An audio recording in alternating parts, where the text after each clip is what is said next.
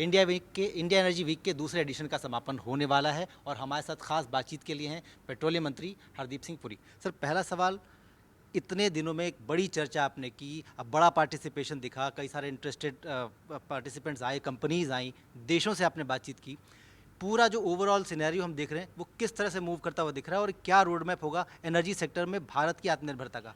देखिए, road map जो energy sector का है वो यहाँ नहीं तय हुआ, वो पहले से तय है। उसकी लोगों को वैलिडेशन मिली, जो दुनिया भर से लोग आए हैं, और उनको ये भी विश्वास हुआ कि ये सिर्फ हम नहीं कहते, माननीय प्रधानमंत्री जी कहते हैं। मैं आपको 2-3 पॉइंट्स देता हूँ। माननीय प्रधानमंत्री जी ने कहा, India is with the world, India is for the world. तो एक हमारे बीच में कुछ ऐसे लोग होते हैं कि आत्मनिर्भरता को ऐसी परिभाषा देना कि चाहते हैं कि हम अपनी जो पीठ है दुनिया की तरफ कर देते हैं और आप इनवर्ड लुकिंग हो गया। बिल्कुल ऐसा नहीं है। आप देखिए, पिछले 2-3 साल में जो दुनिया को आर्थिक समस्याओं का सामना करना पड़ा, माननीय प्रधानमंत्री जी की सिर्फ G20 की अध्यक्षता ही नहीं, पर उनका जो हमारे सेक्टर में, एनर्जी सेक्टर में उनका जो मार्गदर्शन हमेशा, वी प्लेड यूनिफायर। और उनके कारण डोमेस्टिकली उन्होंने ये देखा कि अवेलेबिलिटी इंश्योर करें, अफोर्डेबिलिटी, उन्होंने एक्साइज ड्यूटी कम की और ग्रीन ट्रांजैक्शनिंग हमने दबा के की। पर उससे ज़्यादा जो हमने रूस से कच्चा तेल लेने की शुरुआत की फरवरी 2022 के बाद, अगर भारत नहीं लेता तो आप देखिए क्या स्थिति होती है इस समय। प्राइसेस जो अभी जो 75-76 पे है, नहीं, वो 150 पे, 200 पे होते हैं। जिस तरीके से भी आप देखिए, India has played a very positive and constructive role. माननीय प्रधानमंत्री जी दुनिया के सबसे बड़े जो CEOs हैं उनसे 1.5 घंटा बात करते हैं, उनके साथ एक फ़ोटो खिंचवाते हैं एक ग्रीन हाइड्रोजन बस के सामने। ये दुनिया में सबसे पहली बस है which will run on a green hydrogen fuel cell etcetera. और ये अभी दिल्ली में शायद 8 बसेस ऑलरेडी हैं, 15 होने वाली हैं 1-1.5 महीने के अंदर। अगर मान लीजिए जो BPCL ने डोमेस्टिकली प्रोड्यूस्ड अल्कलाइन इलेक्ट्रोलाइज़र बनाया, इसकी माननीय प्रधानमंत्री जी को दिखाया गया, उन्होंने कुछ सवाल पूछे कि आप इसको कितना रेप्लिकेट कर सकते हैं। और ये सिर्फ इलेक्ट्रोलाइज़र डोमेस्टिकली प्रोड्यूस्ड नहीं है, ये इंपोर्टेड इलेक्ट्रोलाइज़र से इसका दाम 30% कम है, डोमेस्टिकली प्रोड्यूस्ड रिग।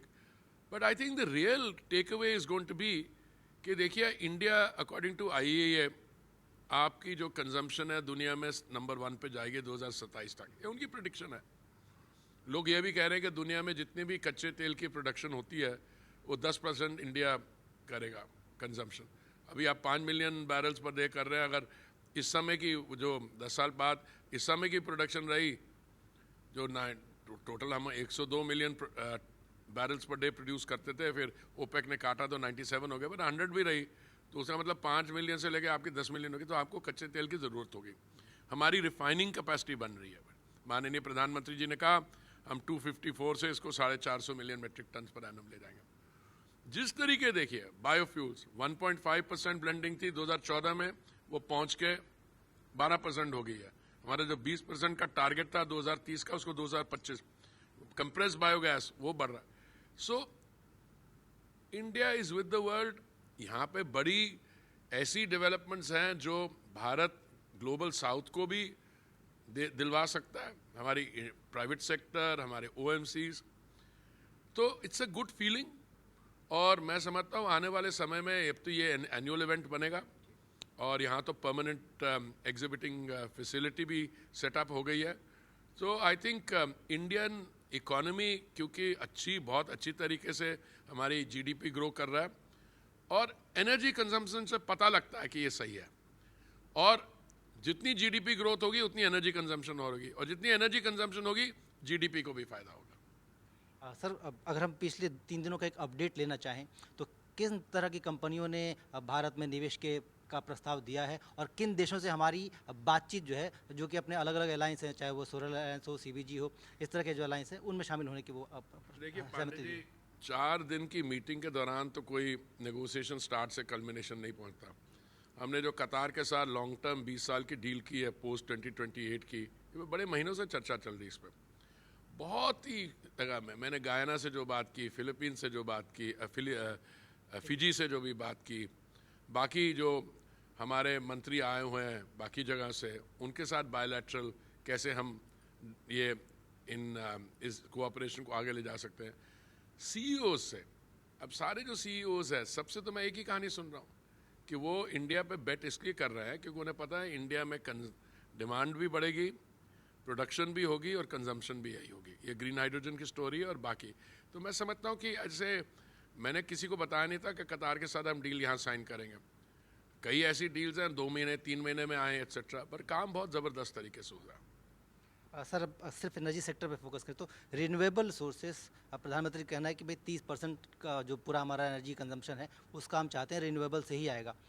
इसको लेकर एक चर्चा किस तरह की है, या फिर हम एक अगर आपसे एक टाइमलाइन पूछें? देखिए, जो भी चर्चा हो रही है वो अंडर एस्टिमेट करता है क्या हो रहा है। जो भी चर्चा हो रही है मैं आपको बताता हूँ क्यों। अगर आप ये मान के चलिए कि हमारा 2030 का टारगेट था बायोफ्यूल्स का, उसको आप 5 साल क्यों लाए फॉरवर्ड? बिकॉज आप में कॉन्फिडेंस है कि आप कर सकते हैं। जो आपकी स्टोरी है ग्रीन हाइड्रोजन की, आपने क्या क्या आप 2030 तक 5 million metric tons per annum green hydrogen बनाएंगे।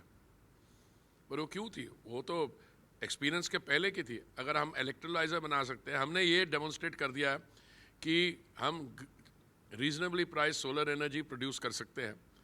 हमने ये दिखा दिया दुनिया को कि हम 25 सेंट पर यूनिट की जगह हम उसका कॉस्ट 3 सेंट ला सकते हैं और इलेक्ट्रोलाइजर खुद बना सकते हैं। आप जितनी मर्जी ग्रीन हाइड्रोजन बनाए उतनी कम है। तो ये मैं समझता हूँ जब when you have work in progress, तो उस समय ये कहना कि टारगेट क्या, मैं आपको एक मेन का जो भी टारगेट है वो हम टारगेट से काफ़ी आगे जाएंगे। सर गैस पे आते हैं। गैस आधारित अर्थव्यवस्था पर सरकार का फोकस है। हम एलएनजी कॉरिडोर्स बना रहे हैं, हम गैस में जो ब्लेंडिंग है वो बढ़ा रहे हैं। पीएम ने कहा कि $67 बिलियन का निवेश अगले 5 साल में होगा। तो सिर्फ अगर गैस क्षेत्र की ही बात करें तो ये कैसे जाता हुआ दिख रहा है? और इसके लिए मैं आपको एक सिंपल, माननीय प्रधानमंत्री जी ने ये तय किया, ये निर्णय लिया कि गैस की जो प्लेस है हमारी एनर्जी मिक्स में 6% से 15% जाएगी। इकोनॉमी भी बढ़ी और 6% से बढ़ गया है। ये 8-9% के, और जो 90 बिलियन प्लस पैसा चाहिए था आ रहा है और आएगा। तो दिस इज़ वन।